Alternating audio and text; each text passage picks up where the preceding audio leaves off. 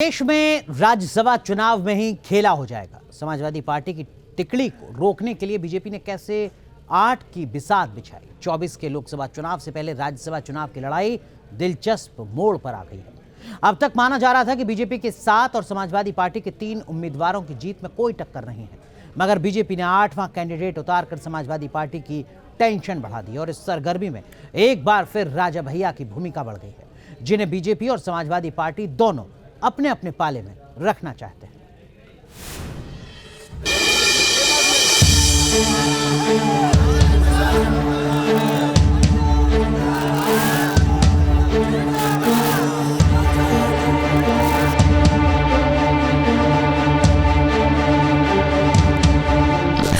ये वो लोग हैं जो भारत को बनाना चाहते थे। अल्लामा इकबाल पहले वो व्यक्ति थे जिन्होंने कहा कि हिंदू और मुसलमान एक साथ नहीं रह सकते। और देश मजबूत कैसे हो, इसलिए उन्होंने लिखा था सारे जहां से अच्छा हिंदुस्तान हमारा, हम बुलबुले हैं इसकी, वो गुलिस्तां हमारा। सारे जहां से अच्छा जो कविता सुनाई गई वो अधूरी है। 2 पंक्ति उसकी हम भी सुना दे रहे हैं कि ए आब रूद गंगा वो दिन है याद तुझको, उतरा तेरे किनारे जब कारवां हमारा। कभी तंज, कभी तलखी और कभी तारीफ, जिससे बाहर एक भ्रम और भ्रांति वाला।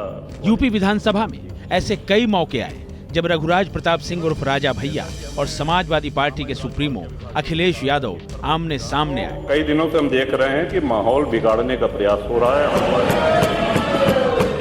भले ही राजा भैया की पार्टी जनसत्ता दल के पास सिर्फ 2 विधायक हो, मगर सियासत में ऐसी ठसक, ऐसा रुतबा है कि चुनावों से पहले राजा भैया सभी दलों के चहेते बन जाते हैं। और इस बार राज्यसभा चुनाव की वोटिंग से पहले फिर कहानी राजा भैया के इर्द गिर्द घूमने लगी है। गिले शिकवे भुलाकर राजा भैया को मनाने के लिए अखिलेश यादव ने अपने दूत यानी पार्टी नेताओं को राजा भैया से मिलने के लिए भेजा था। लखनऊ की रामायण कोठी में जिस माहौल में मुलाकात हुई, माना गया कि राजा भैया को मनाने में अखिलेश कामयाब हो गए, मगर बाजी बीजेपी ने पलट दी। बीजेपी के यूपी अध्यक्ष भूपेंद्र चौधरी ने राजा भैया से मुलाकात की। उनके साथ मंत्री जीपीएस राठौर भी थे। जिस तरह राम मंदिर, राष्ट्रवाद और मोदी योगी के काम को लेकर राजा भैया ने बीजेपी वाली लाइन पकड़ी।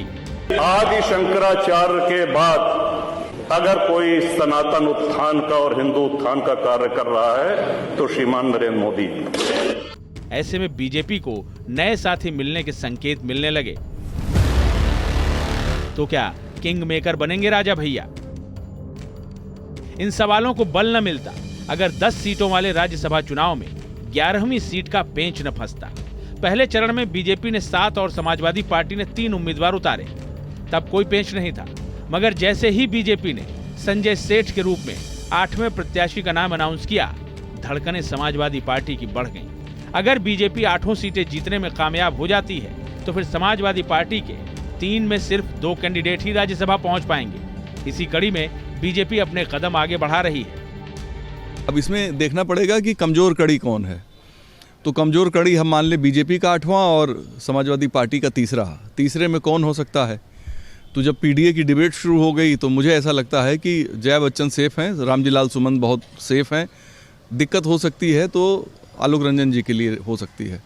तो आलोक रंजन वर्सेज संजय सेठ। संजय सेठ के पास 29 फर्स्ट वोट हैं, आलोक रंजन जी के पास करीब 35 फर्स्ट वोट हैं। लेकिन जब द्वितीय मतों की गणना होगी तो वो बहुत महत्वपूर्ण है और द्वितीय मतों में बीजेपी के पास बहुत ज़्यादा वोट हैं, समाजवादी पार्टी के पास उतने वोट नहीं हैं। एक तरफ यूपी बीजेपी लीडरशिप राजा भैया को पाले में रखने के लिए एक्टिव है, तो वहीं योगी आदित्यनाथ की एक मुलाकात ने 5 वोट पक्के कर लिए।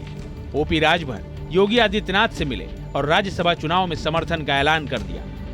जो समाजवादी पार्टी के कल्चर से, समाजवादी पार्टी के विचारधारा से और उनके प्लान से, जो उनके योजना है उससे जो क्षिप्त हैं, जो दुखी हैं, वो सब अपनी अंतरात्मा से आप देखेंगे कि वो 8वें प्रत्याशी को के समर्थन में खड़े होते दिखाई देंगे। अब समझिए लोकसभा चुनाव से पहले राज्यसभा चुनाव में खेला होने की आहट क्यों सुनाई देने लगी है और क्यों राजा भैया की भूमिका बढ़ गई है। बीजेपी को अपने 8 राज्यसभा उम्मीदवारों को जिताने के लिए 296 वोटों की जरूरत है। बीजेपी के मौजूदा विधायक 252 हैं, जबकि अपना दल, निषाद, राजभर जैसे सहयोगियों के 24 विधायक भी हैं। अगर राजा भैया जुड़े तो 2 विधायक और बढ़ जाएंगे। जयंत के साथ आने से 9 विधायक भी बढ़ चुके हैं। इस तरह कुल संख्या 287 हो जाती है, जो जरूरी वोट से 9 कम है। यानी क्रॉस वोटिंग हुई तो बीजेपी बाजी मार लेगी। इसी तरह समाजवादी पार्टी का गणित भी उलझ गया है। तीनों उम्मीदवारों को जिताने के लिए 111 वोट चाहिए। समाजवादी पार्टी के 108 विधायक हैं, मगर 2 विधायक जेल में हैं और पल्लवी पटेल नाराज हैं। 105 विधायकों वाली समाजवादी पार्टी को कांग्रेस के 2 विधायकों का साथ मिला। अगर राजा भैया जुड़े तो 2 विधायक और बढ़ेंगे। इस तरह कुल वोट 109 हो जाएंगे, जो जरूरी वोट से 2 कम है। अब समाजवादी पार्टी को विधायकों को जोड़ने से ज्यादा क्रॉस वोटिंग रोकने की चिंता है। इसकी वजह है पल्लवी पटेल। मुझसे पीडीए अलग नहीं है, मैं पीडीए हूँ। और पीडीए दीवार पे लिखा हुआ कोई स्लोगन नहीं है, ये जन भावना है। और उस जन भावना को उसके प्रति हम प्रतिबद्ध हैं। तो जब मैं पीडीए हूँ तो पीडीए से अलग कैसे होना है। राजा भैया अखिलेश सरकार में मंत्री भी रहे, लंबे समय तक समाजवादी पार्टी के साथ भी रहे, मगर वक्त के साथ समीकरण बदले और दूरियां बढ़ती चली गईं। अब बीजेपी की तरफ राजा भैया का सॉफ्ट स्टैंड दिखा तो इसे नए समीकरण की शुरुआत कहा जाने लगा, जिसमें एक कड़ी राज्यसभा चुनाव से जुड़ती दिख रही है। Team news nation.